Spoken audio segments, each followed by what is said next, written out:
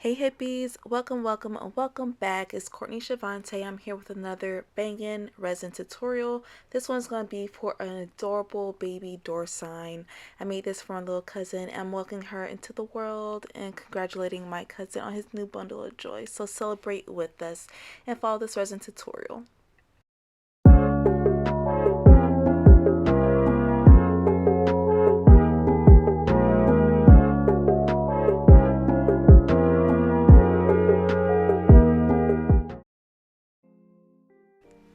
Hey hippies! Alright, so first what we're going to do is we're going to go ahead and open up and prep our molds. This one I'm starting out with was brand new, but I do have it available for my D-stash, so make sure you do check that out if you're interested in purchasing this off of me.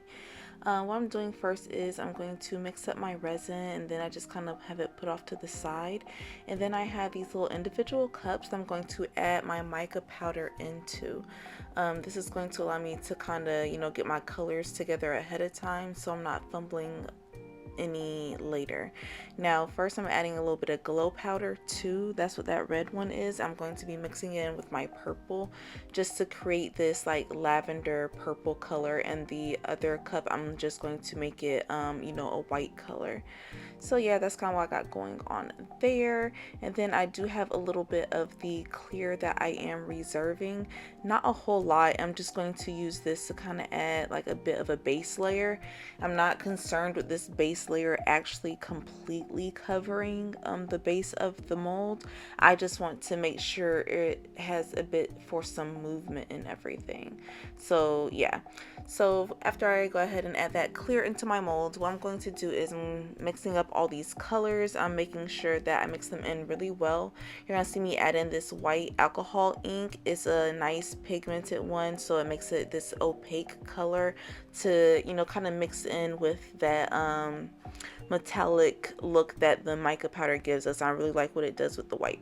So I'm going to mix up the other color as well, making sure that I mix it up really good, because you don't want any chunks or any air bubbles. If you're interested in how I get bubble free resin, I do have a video on how I do so I'll try to make sure I link it below for you and everything, so that way you have it available.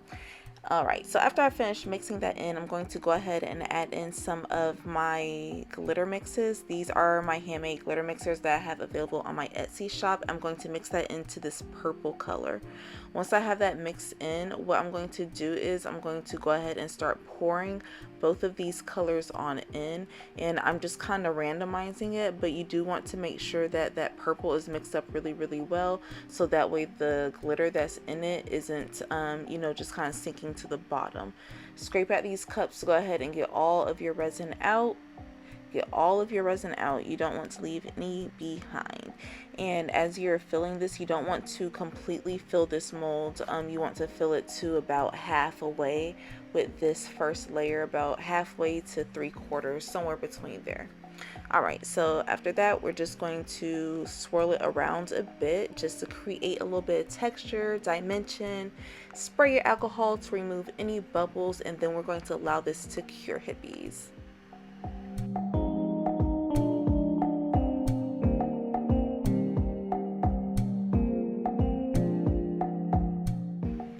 Alright, so once you have given that a chance to cure, you're going to go ahead and mix up a little bit more resin, and this time we're going to create a black resin, and we're going to do pretty much what we did with the white resin. We're going to use the black mica powder to go ahead and add that metallic color, and then we're going to add some of this black alcohol ink to make sure it's nice and opaque, because this is what's going to keep it from being see-through or anything like that.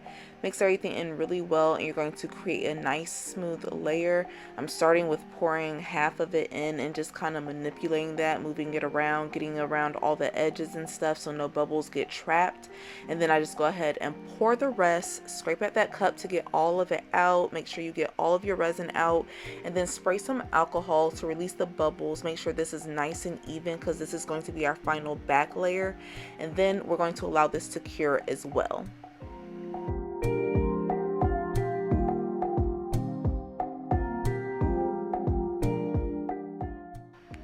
Once everything is nice and cured, it is time for the fun part. You're going to go ahead and start wiggling this from your molds. So of course you're going to pull at the sides first, and then after you pull at the sides, it should release for you very easily, and then your little cloud will pop right on out of this mold for you.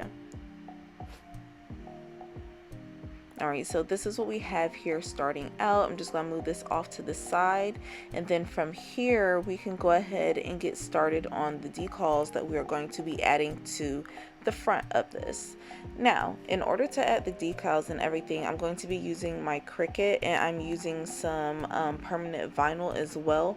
I'm using my iPad to use design space, and then I just kind of printed her name out with a little design. I'm going to use this file to cut and send over to my Cricut machine.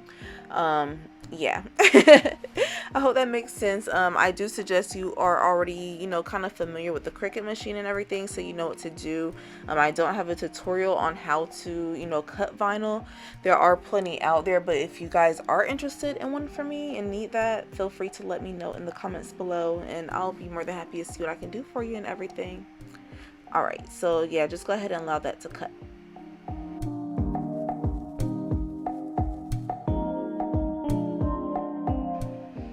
Okay, so once you've gotten that cut out, you're just going to go ahead and weed out the negative space. So I cut around that little square just to make it a little bit easier, and then from here I took my little weeding tool, and then I just kind of pulled at the negative space, and then I'm carefully pulling it up so that way I can make sure that none of the letters that I need to stay behind get pulled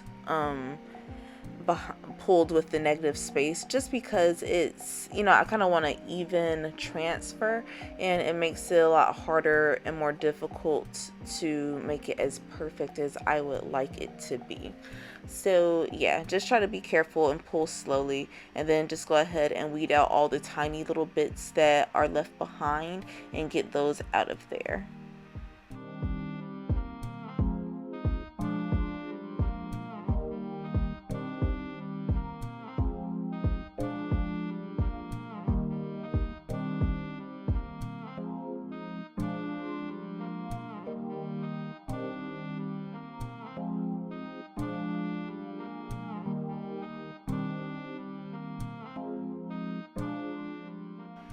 Alright hippies, so our next step is going to be getting a piece of transfer film that is going to be the size that you need. So I'm kind of putting it up against my transfer film just to make sure that it will fit within the lines.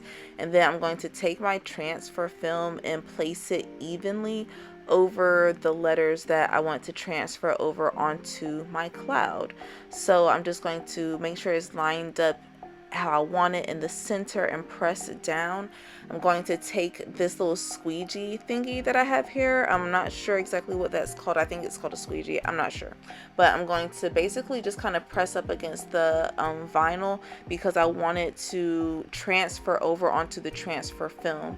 So you may need to go over it a couple times. Be patient, and, you know, definitely take your time with this step, because you want all your letters to line up evenly when you take it over onto your piece. So it should be coming up pretty easily for you. As you can see, I'm kind of working with each individual letter and using my nail if necessary, just to kind of help encourage it to come on along. Alright, so now you're just going to take a little bit of alcohol and wipe that cloud down, just to make sure there isn't any excess oil from your fingers or anything like that from handling it. Once it's dry, go ahead and place your transfer film right on top, directly into the middle where you want it to go. Make sure you have it where you want it. Double check right here, and then you're going to take that same little squeegee and press down. Press all over those letters so that way they transfer onto your piece. And then from here, you're just going to pull this transfer film off, and it will leave the letters behind. There's no need for a top coat, but you can if you'd like to.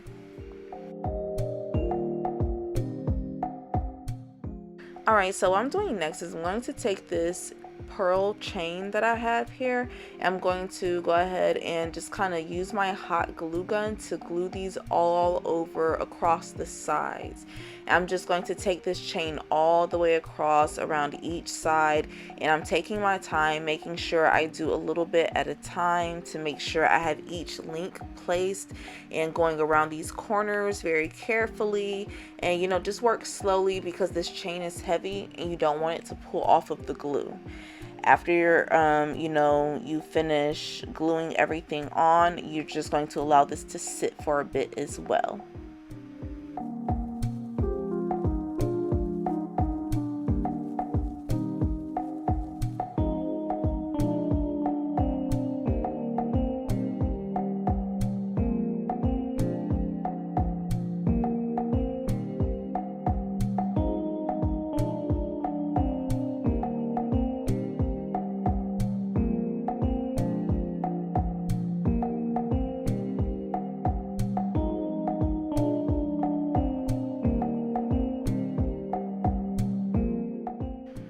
Alright, so now that everything is nice and set as far as the chain, what we're going to do is we're going to be drilling a hole in the back. I'm going to start by marking it using my little Sharpie pen that I have here. I'm just going to place a tiny little dot. I have this little hanging hardware here that I'm going to be inserting. I'm using a handheld drill that I always have linked below for you guys. I'm just going to drill a hole where I place that little mark for my Sharpie.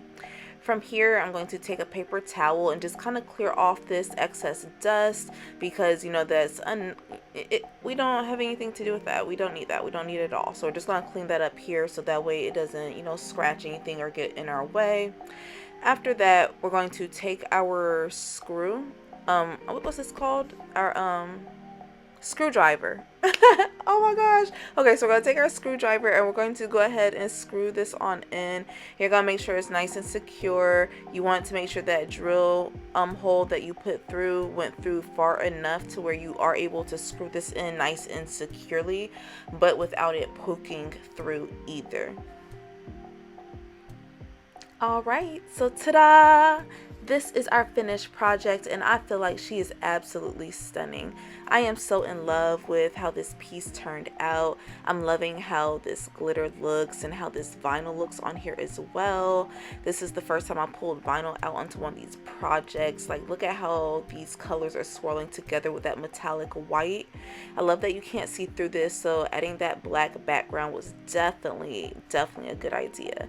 And look at how this glitter looks in the sunlight, guys. Like, have you ever seen glitter with the color shift like this? You haven't, unless you have been watching my tutorials, because no one else is mixing this glitter like me. Okay, all right. So yeah, this is just like kind of like all the shifts and everything. I love how this pearl chain looks on the side. As you can see, when you flip around to the back, you can't even see through to the other side. I added a little ribbon onto the hardware as well, just to make it a little bit easier to hang, and you know, just to add a little pizzazz and a little softness to it. If you guys are rocking with this tutorial, make sure you leave a like and a comment for me. Thank you so much for joining me for another one, and until next time, hippies, mwah. Bye now.